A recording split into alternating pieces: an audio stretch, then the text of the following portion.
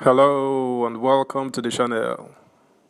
Former Governor of Delta State James Ibori, former Rivers State Governor Nyesom Wike, and Oyo State Governor Ibori Makinde were in a closed-door meeting with newly inaugurated President Bola Tinubu. Details coming up. Subscribe, like, share, and comment. Thank you. Wike, Ibori, Makinde in closed-door meeting with Tinubu. President Bola Tinubu is currently meeting with the former governor of Rivers State, Nyesom Wike, the former governor of Delta State, James Ibori, and the Oyo State Governor, Ibori Makinde at the Presidential Villa, Abuja. Former governors Wike, Ibori, Makinde arrived the State House at about 4:20 p.m. Ibori and President Tinubu served as governors between 1999 and 2007, while Wike just left office after completing 8 years. Wike and Makinde are members of the People's Democratic Party (PDP) and belong to the group of governors, the G5, that worked against their party presidential candidates Atiku Abubakar in the February 25th elections.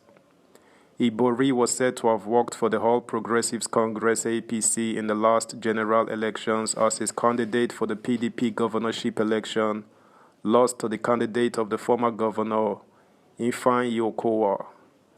There has been unconfirmed rumor that Ibori may soon defect to the APC, having lost control of the PDP in Delta State. Wike on his own is having a running battle with the leadership of the PDP. Meanwhile, former Deputy National Chairman Southwest of the People's Democratic Party (PDP), Chief Bode George, says he is prepared to help and work with President Bola Tinubu if he consults him on the issues of governance. George, who has opposed Tinubu's presidential ambition many times and criticized the outcome of the presidential election that led to his inauguration, however, said his feud with him is not personal. Yesterday, while fielding questions with journalists in his Ikoyi office, Lagos, George, a staunch critic of Tinubu, said he was open to working with him for the interest of the country, according to leadership. The PDP chieftain had disclosed several times that he disagreed with Tinubu's methodologies of governance, adding that he would leave the country if Tinubu emerged as president.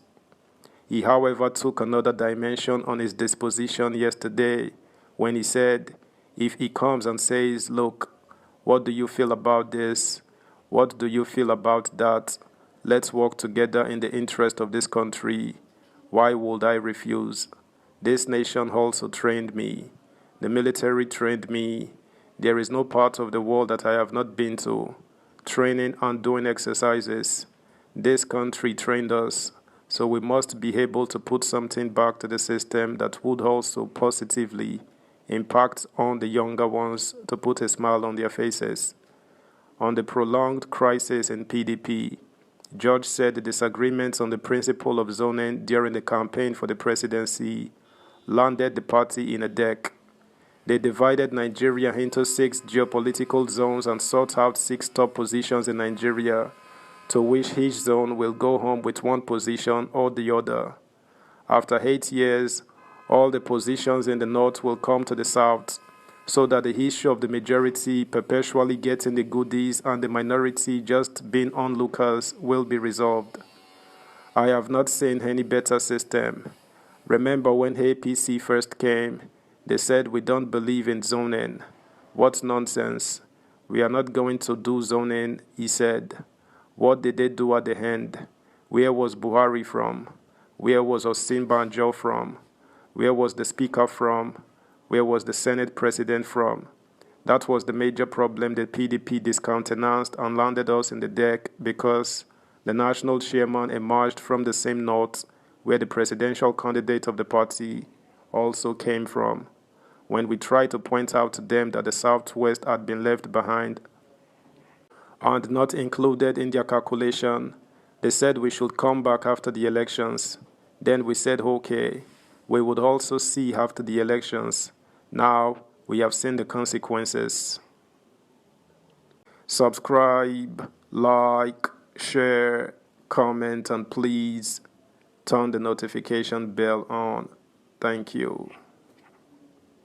Meanwhile, a senior advocate of Nigeria, Olisa Agbakoba, has urged President Bola Tinubu to appoint his cabinet without wasting time. Agbakoba said Tinubu should appoint good people into his cabinet.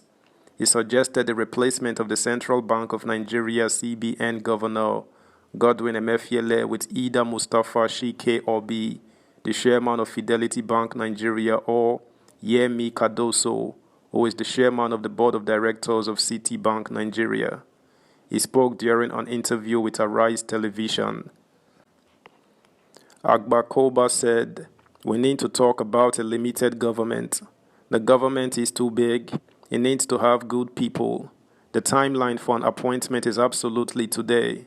Today, I will think he should be making critical appointments.